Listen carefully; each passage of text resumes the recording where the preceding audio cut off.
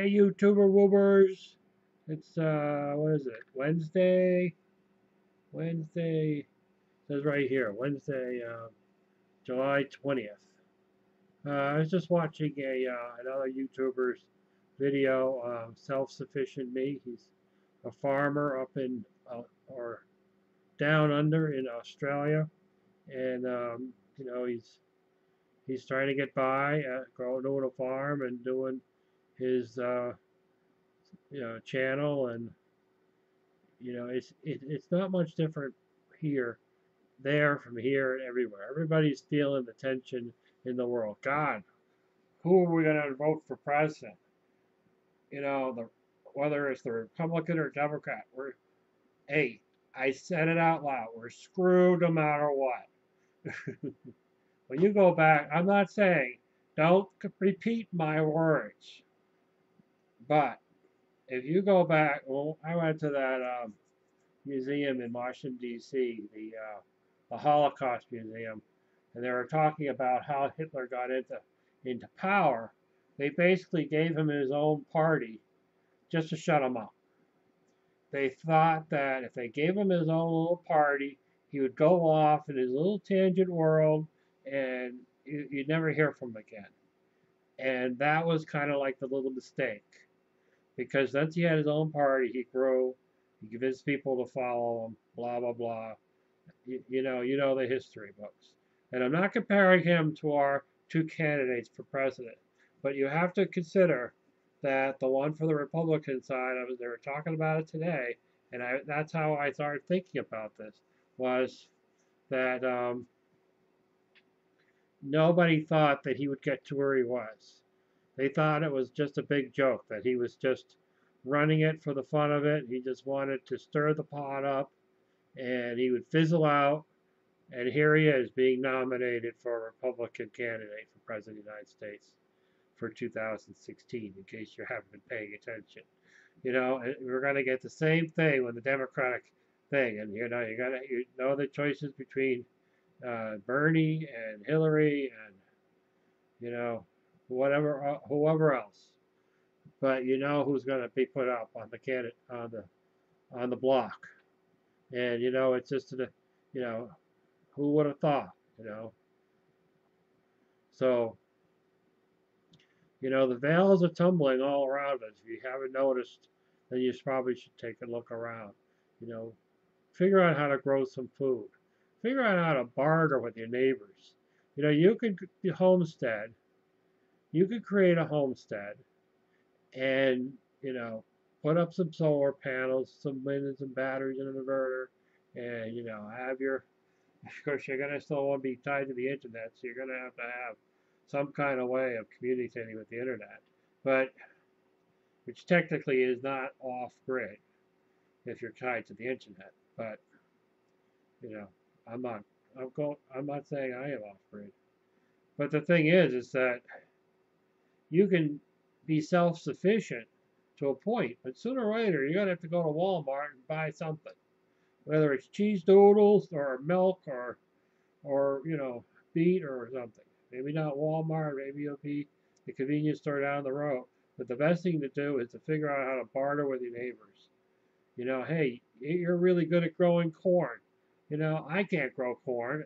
I grow corn out there, and they're about this big. you know, Tomatoes. Well, you know what I'm growing. I'm growing microgreens. I can grow them year round, and I'm really quite good at it. Yeah, they're only peas and sunflowers, but they're very nutritious, and I can also do buckwheat, which is also very nutritious. I have other seeds in there to grow, but they don't seem to do as well. But that's something that I can barter. My refrigerator is chock full of greens right now, and I got another harvest to do, and I don't know where I'm going to put my greens. So I can barter with somebody who's growing and has an ample amount of tomatoes or cucumbers. And not everybody grows year round. Around here, very few people grow year round. Once the snow hits, November, it'll be cold November, and it'll be cold like last year until April. So there's not a lot of people with indoor greenhouses. But it's a possibility. But learn or store food away for when it gets cold. Learn to barter with your neighbors. Somebody may have cows. Somebody may have chickens. Somebody may have goats. Learn to barter with your neighbors and trade your surplus. Even you just get together, throw a little community party, invite everybody over for a cookout, and get the good hamburgers, not those cheap ones. And then somewhere along the line say, hey, wouldn't it be nice to be able to do this once a month?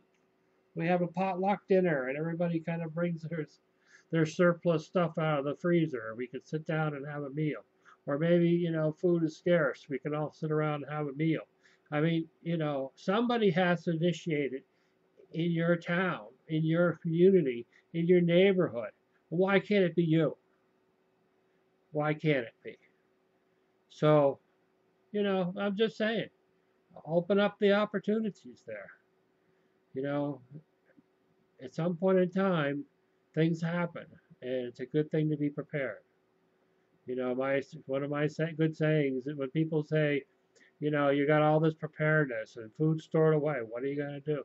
What happens if nothing happens? Well, the food stays in storage. That's what happens.